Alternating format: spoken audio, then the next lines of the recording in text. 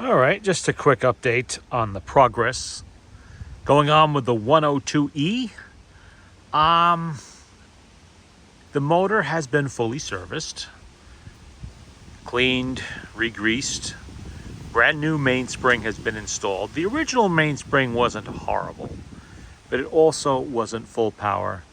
They never are when they're, in this case, just about 70 years old, or actually is 70 years old. But I figured this machine is so nice that it needs to have a new mainspring. So I just did it.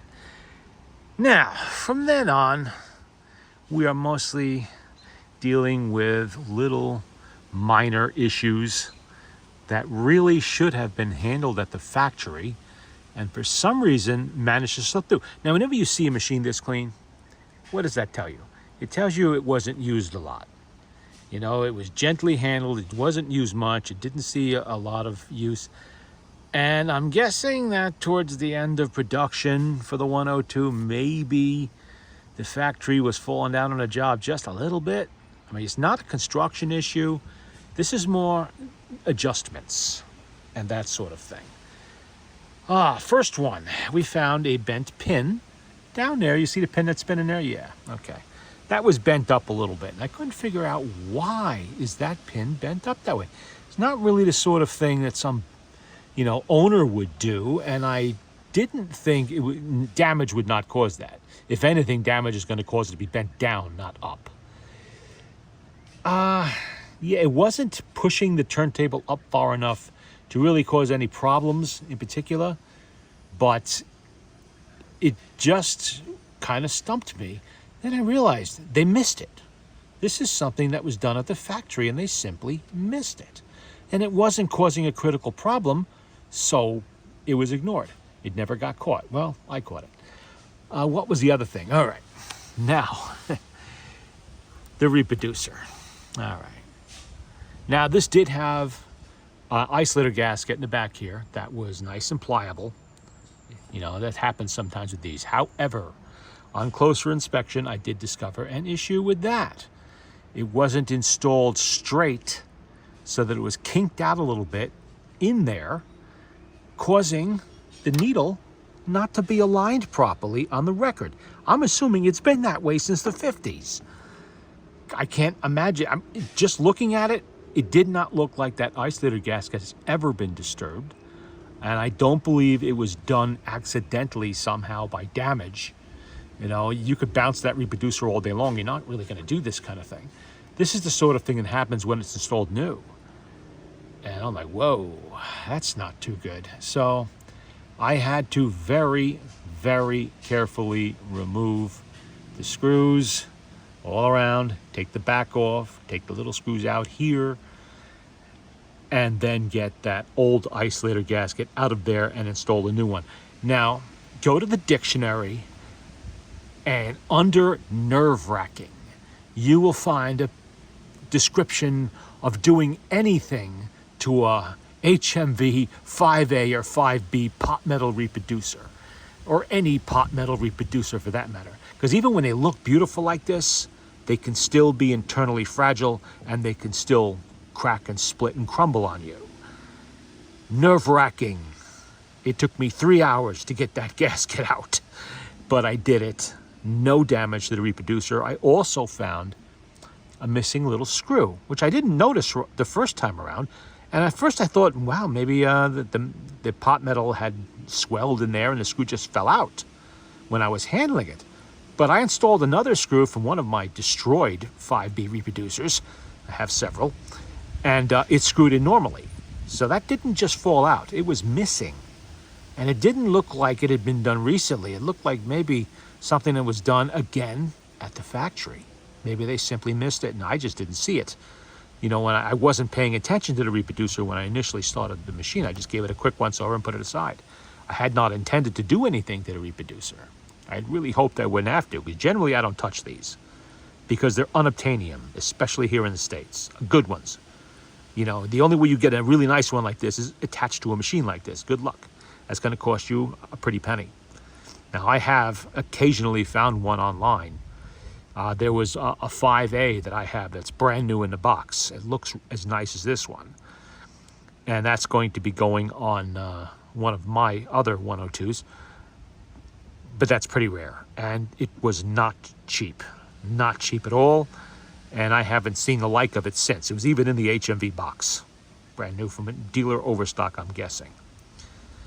All right, so we got that squared away. And now it's lined properly. There's no more issues there. You can see the new gaskets in there. The gasket fit perfectly on the tone arm. This is a Victor orthophonic isolator gasket. That's for the Victor orthophonics. It also fits the HMVs. So if you have a problem and you dare to touch this pot metal back to get the old one out, and I'm going to tell you right now, don't try digging it out. Do not ever try digging this isolator gasket out of a pot metal reproducer. You will be crying at the end of it because it's going to crumble. The only way to do it is to get a heat gun and very gently, not to destroy the paint, very gently keep heating this, keep heating this. It took me an hour to get this to the temperature where the rubber was soft enough that it would come out without any force whatsoever. That's how you have to do it. Don't try to dig it. Don't do that. Don't try sticking screwdrivers in there and doing all that. Don't try putting it on the tone arm and yanking it off. That's not how you do it. All right, we got that out of the way. The next problem was the auto brake that did not want to auto brake. And there's always a simple problem with these, and that's right here.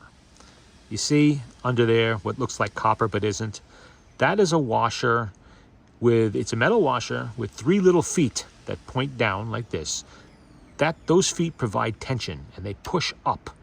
Causing, this is not tight here, but you tighten it by pushing those very, very gently, bending those 3 feet so that they're down just a little bit more than they are when it's not working. If you go too far, you will snap them off because this is spring metal. You will snap them off, and good luck finding a replacement unless you have a bunch of parts like I do. I did not break this because I know how to do it. I bent them down slightly, I put it back in. Now the auto brake is working just fine. No problem there. The only thing I never liked about these auto brakes, you hear that kind of clicking noise like that? That clicking noise happens when, I'll show you. When this little arm there comes in contact with this piece of metal right here where my fingernail is, that is how the auto brake sets itself. And when it gets to a certain point and it jiggles enough, it automatically locks, and this will block against this, locking the turntable in place. Now, this little clip over here sometimes gets loose to the point where it will no longer, hold tight onto the turntable. There's really no way to fix this. You cannot glue this in place. It has to have freedom of movement to a certain degree. Think of it like the brakes on your car. If the brake shoes on your car, your brake pads, whatever, when you put the brakes on, immediately lock onto the brake rotor, what's going to happen is your car is going to lock up its brakes and you're going to skid right off the road. Same thing here. If you had that little piece there so tightly attached to the turntable that it won't spin a little bit, then the turntable will lock up forcefully, causing damage somewhere. You don't want that to happen. So it comes to a kind of a gradual stop a little bit. You want that. But if it's too much, if it's too loose, what can happen is it just spins and doesn't want to stop. Or it comes to a very slow stop. Well, I thought it was doing that. It actually wasn't. It was other issues with the auto brake. It was that stupid washer. But anyway, if you tried to bend these to make them tighter on that spindle there, you run an extreme risk, because again, that is spring steel. You run an extreme risk of breaking it, and good luck sourcing a replacement part.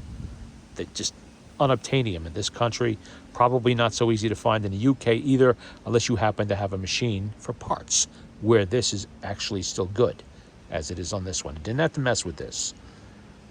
But that clicking sound is what usually these auto brakes will do a little bit as they set. Nothing much you can do about it, just how it works.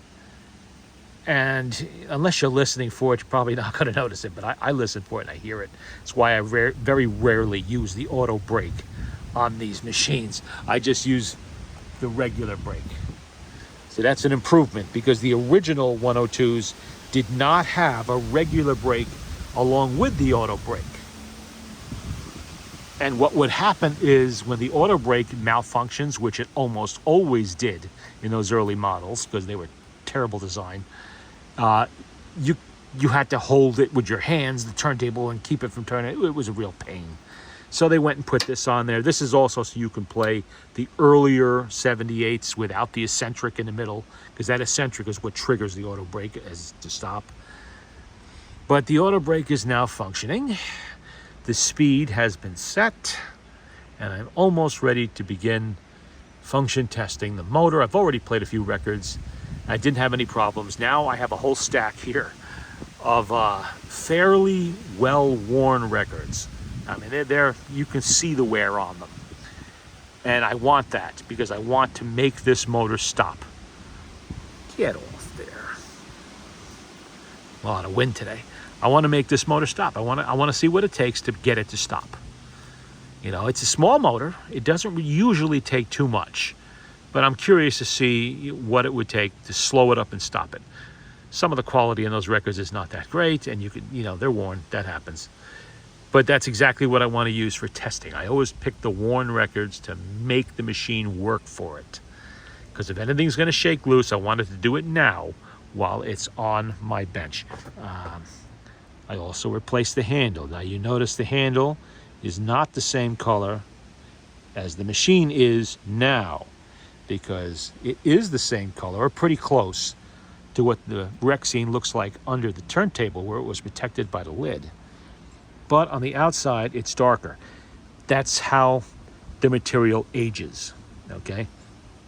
There's a blue color that these came with that actually turns green with age. So you think you have a green machine when in fact you have a blue one. Sometimes it's hard to tell. You got to look at the turntable felt to tell. I have such a machine, and that'll be in another video eventually. And I think I I forgot that the Electrola 106 did that also. I thought it was a green machine. I even replaced the little bumpers with green, and in fact it's a blue machine. You just can't tell, except by looking at the turntable felt. But there's nothing you can do. This is the only green color that is available from the part suppliers, and the old handle was coming apart, so it had to be changed. Nothing you can do about it. It will age naturally, and it's better to have a good handle on there regardless of color. I could have put a black one on this too. Than it is to have no handle and be unable to safely move the machine. So that's good. That's done. And nothing has shaken loose other than that so far. Everything is good. I've, not really found... Oh, I did have to straighten out. 3 or 4 of these were bent. These screws were bent. I mean, surprisingly badly bent. And I was warned about that by the owner. He informed me that when the machine was... He bought this machine online, I guess. And when it was shipped to him, it arrived that way. Somehow damaged in transit. I kind of doubt it was... Oh, well, he said there was some wood split. The blocks were split, too. He had to repair that. And I'm really surprised that those screws would bend so badly and no other damage to the cabinet at all. So I'm wondering if the eBay seller or online seller or whoever was selling the machine might have simply screwed up trying to get the motorboard off and bent them, trying to lever it up, because there's no sign on this entire cabinet of any damage. Usually the damage will be here in the joints, right here in the back. Maybe on the lid. I've seen looseness here caused by rough handling. I've never actually seen it where the screws would come loose at all and be bent. I've seen them where the whole block comes out. Yes, I've had to re-glue more than one set of blocks, but the screws were just fine. It's just that the blocks had come loose. They're only glued on there, and there's a little screw holding them in. It's not really that much. But I was able to straighten them out to the point where they could be used again. So that was good, because I really do not have a source for those screws. There's nothing in Victor that corresponds to them. So I'm kind of screwed if they were no good. I would literally have to go into one of my good machines and borrow them out of those, and I didn't want to have to do that. But they're working, they're good now. No problems there. I did find an extra turntable clip, not this one, is another one. I put that aside because one of the other two machines I'll be doing for this gentleman may need one. They break sometimes, it happens. Wow, this wind is something today. Good thing I got the loud needles. And oh, I forgot to take the key out. I put some needles in there, but there is a key in there for this machine. I just wanted to show it because, yeah, okay, you can kind of see it in there. That is the key. Note that it is plated. It is not left in the blue. Those are for the black Rexine machines. The plated ones are for the colored machines, because all the hardware is plated on these. So something to keep in mind if you're ever hunting up a key for your 102. By the way, and I cannot stress this enough, don't ever use a lock on any phonograph, okay? These are cheap locks. They're not top quality. They are easily damaged, especially when they're old, particularly when they're Victor. And once that happens and this machine is locked closed, you're going to have to start taking things apart. And this one is not too bad because the screws are exposed and you can take the two screws off. So it's kind of pointless anyway. Anybody with a small screwdriver could easily open this machine. Why lock it? You know, I assume it was intended to keep childish fingers from playing with the machine. I don't know. But never lock a phonograph. Have the key for show and tell. Yeah, that's fine. Never, ever lock these things. Because if that lock breaks, at the very least, you're going to end up with an inoperable lock. You know, on this is, you can see you can reach the screws on this one. This isn't too bad, but on a Victor machine, especially, or any of the HMV wood cabinet machines, where the lock is inset in here, you break that key, you break that lock, and you won't break the key, but you break the lock, you're in for a world of pain on that one, because you're going to have to destroy the machine to get the damn thing open. I've seen it done. I've seen it happen. And not by me, but I have bought parts machines that suffered this indignity, and the wood was just destroyed on the lid and splintered and broken. It's heartbreaking to see it.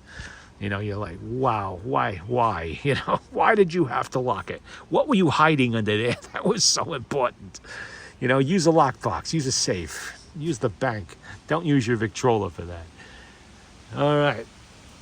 And we're going to, in the next video, I will be playing this, but that is not until later because it is lunchtime and I have been playing with this all day, well, all morning anyway, to iron out these little issues that I am fairly certain should have been handled at the factory and were not. I'm not going to blame eBay sellers or antique dealers or anything like that for this, because what I'm finding looks to me like factory oversight.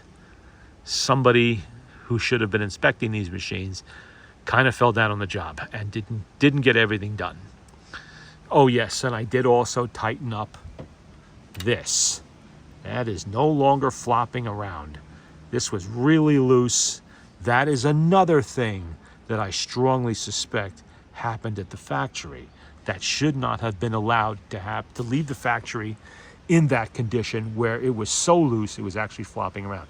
I had to take the little bracket here off and just turn it this direction one more time and then work it until it loosened up to the point where it could freely ride the record without binding. And now, no more slop. Oh, there's a tiny bit, but that's normal.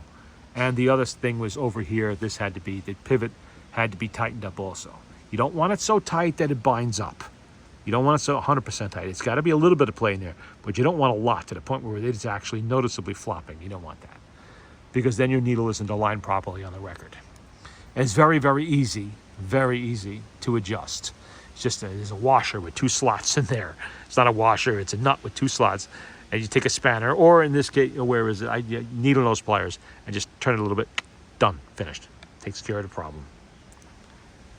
And there we go for now. That is the update on the 102E.